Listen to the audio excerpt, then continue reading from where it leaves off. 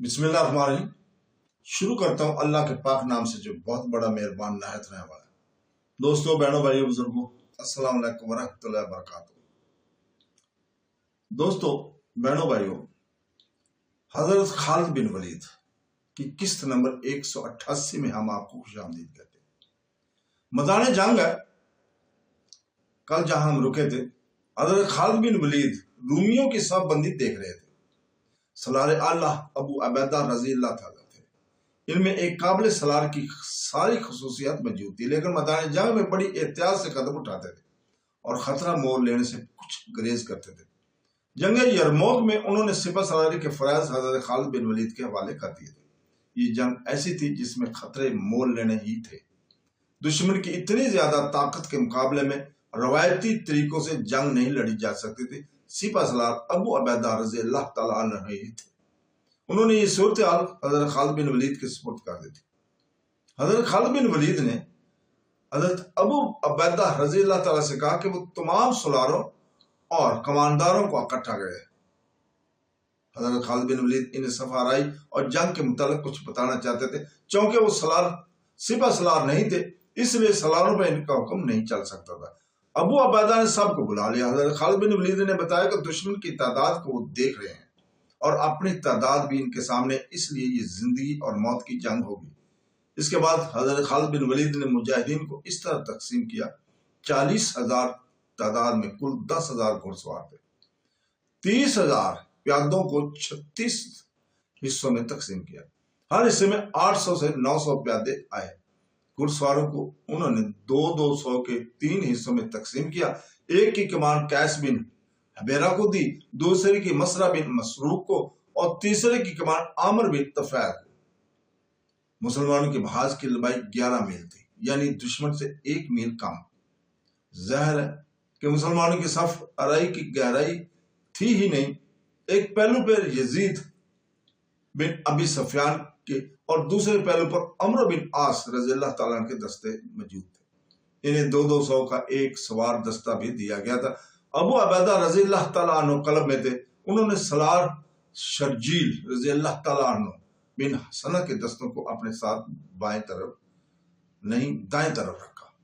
इनके साथ साथ सलार अकरमा रज़ी अल्लाह ताला अन्हु और अब्दुर्रहमान बिन खालिद भी थे। 4,000 घुड़सवारों को हजरत खालिद बिन वलीद ने अपनी कमान में अगली सफों के पीछे रखा था। इन्हें हर इस जगह पहुंचना था जहां दुश्मन का दबाव ज्यादा होना था और इन सवारों ने घूम फिर कर लड़ना था। अगली साफ के प्यादों को लंबी बर्शियां दी गई थी जो नेजी कहलाती थी। इनकी अन्नियां 3 धारी और 4 धारी थी और बहुत तेज थी। इन प्यादों में तीर अंदाज खास तौर पर रखे गए थे। रूमियों के हमले को नेजों और तीरों की बुछाड़ों से रोकना था। इसके बाद तैख जनों ने अपने जोहर दिखाने थे। इस दौर के रिवाज के मुताबिक बहुत से मुजाहिदीन की बीवी बच्चे और बाज की बहनें इनके साथ थी। इन औरतों और बच्चों को फौज के पीछे रखा गया था। हजरत अबू उबैदा रज़ी अल्लाह ताला अन्हु वहां गए। कौम की बेटियों, अबू उबैदा रज़ी अल्लाह ताला ने औरतों से कहा, हम तुम्हारी हिफाजत करेंगे, लेकिन तुम्हें एक काम करना है। अपने पास पत्थर जमा कर लो और अपने खैमों के डंडे अपने हाथ में रखो। अगर कोई मुसलमान भागकर पीछे आए तो इसे पत्थर मारो, डंडे इसके मुंह पर मारो। भागने वालों की बीवियों और बच्चों को इनके सामने खड़ा कर दो। औरतों ने इसी वक्त खैमों से डंडे निकाल लिए और पत्थर इकट्ठे करने लगी। साफबंदी हो चुकी थी। जंग में साफबंदी हो चुकी थी, जंग तैयार। तो अबू अबैदा रज़ी अल्लाह ताला अन्हु और हजरत खालिद बिन वलीद रज़ी अल्लाह ताला अन्हु और दूसरे सलार एक सिरे से दूसरे सिरे तक गए। वो मुजाहिदीन का हौसला बढ़ा रहे थे। वो हंसते और मुस्कुराते थे और कहीं रुक जाते तो हजरत खालिद बिन वलीद चंद अल्फाज कहकर इनके जज्बों को सहारा देते थे। इनके अल्फाज कुछ इस किस्म के थे कि अल्लाह की तरफ से बड़े सख्त इम्तिहान का वक्त आ गया। अल्लाह की मदद इसी को हासिल होती है जो इसकी राह पर साबित कदम रहता है। दुनिया में और आखिरत में इज्जत और तकरीम इन्हें मिलती है जिनके दिलों में ईमान की रोशन शमा होती है और वो कुफर की तेज धार तलवार का मुकाबला बेखौफ होकर करते हैं। मुअर्रख तबरी ने लिखा है कि ये सलार एक दस्ते के सामने से गुजरे तो एक मुजाहिद ने कहा, रूमी इतने ज्यादा और हम कितने थोड़े हैं। हजरत खालिद बिन वलीद ने घोड़ा रोक लिया میرے رفیق حضرت خالد بن ولید نے بڑی بلند آواز میں کہا کہو رومی کتنے تھوڑے اور ہم کتنے زیادہ ہیں؟ تعداد کی نہیں ہوتی، طاقت اللہ کی مدد سے بنتی ہے۔ تعداد رومیوں کے پاس ہے، اللہ ہمارے ساتھ ہے۔ اللہ جس کا ساتھ چھوڑ دے وہ بہت کمزور رہ جاتا ہے۔ زیادہ تر مورخوں نے لکھا کہ سالار اور کماندار جب اپنی فوج میں گھوم پھر رہے تھے تو یہ آیت بلند آواز پڑھتے جا رہے تھے، کتنی ہی بار چھوٹی چھوٹی جماعتیں اللہ کے چاہنے سے بڑی بڑی جماعتوں پر غالب آئی ہیں۔ اللہ صبر اور استقامت والوں کا ساتھ دیتا ہے۔ قرآن پاک کی وہ آیت ہے سورہ بقرہ کی 249، وہ اگست سن 636 کے تیسرے پہر تیسرے دن رجب 15 ہجری کے دوسرے ہفتے کی ایک رات تھی۔ مجاہدین تمام رات عبادت الہی اور تلاوت قرآن پاک میں مصروف رہے۔ اللہ کے سوا کون تھا جو ان کی مدد کو پہنچتا؟ اکثر مجاہدین سورہ انفال کی تلاوت کرتے رہے۔ رومی محاذ بھی شب بھر بیدار رہا۔ وہاں پادریوں اور سپاہیوں کو عبادت اور دعا میں مصروف رکھا۔ دونوں طرف مشعلیں بھی جلتی رہی اور جگہ جگہ لکڑیوں پہ ڈھیر جلتے رہے تاکہ رات کو دشمن حملہ کرنے آئے تو آتا نظر آ جائے۔ دونوں فوجوں پر حجان اور کچاؤ کی کیفیت تاری تھی۔ مسلمانوں کے محاذ سے صبح کی اذان کی آواز اٹھی۔ مجاہدین نے وضو اور زیادہ تر نے تیمم کر کے بعد جماعت نماز پڑھی اور اپنی جگہوں پر چلے گئے۔ جنگ شروع ہونے والی تھی جس کا شمار تاریخ کی بہت بڑی جنگوں میں ہوتا ہے۔ سورج افق سے اٹھا تو اس نے زمین پر بڑا ہی ہیبتناک منظر دیکھا۔ جنگ یرموک تھی۔ 40,000 کی فوج 1.5 لاکھ نفری کی فوج کے مقابلے میں کھڑی تھی۔ شان تو ہرکل کے لشکر کی بھی تھی۔ اس کے جھنڈے لہرا رہے تھے اور بہت سی صلیبیں اوپر کو اٹھی ہوئی تھی۔ اس میں ذرا سے بھی شک کی گنجائش نہیں تھی کہ یہ لشکر اپنے سامنے کھڑی اس چھوٹی سی فوج کو نیست و نابود کر دے گا۔ جرجا رومی فوج کا ایک سالار تھا جو انفرادی مقابلوں میں بہت شہرت رکھتا تھا۔ اپنے سالار اعلی مہان کے حکم سے وہ آگے بڑھا۔ کیا خالد بن ولید میں اتنی ہمت ہے کہ میری تلوار کے سامنے آ سکے؟ جرجا نے للکار کر کہا، میں ہوں رومیوں کا قاتل خالد۔ للکارتے ہوئے آگے بڑھے، میں ہوں خالد بن ولید۔ خالد بن ولید رضی اللہ تعالیٰ عنہ دونوں فوجوں کے درمیان جا کے رک گئے۔ انہوں نے تلوار نکال لی تھی لیکن جرجا نے تلوار نہ نکالی۔ وہ گھوڑے پر سوار آ رہا تھا۔ حضرت خالد بن ولید اپنے گھوڑے کو اس کے گھوڑے کے اتنے قریب لے گئے کہ دونوں گھوڑوں کی گردنیں مل گئیں۔ جرجا نے پھر بھی تلوار نہ نکالی۔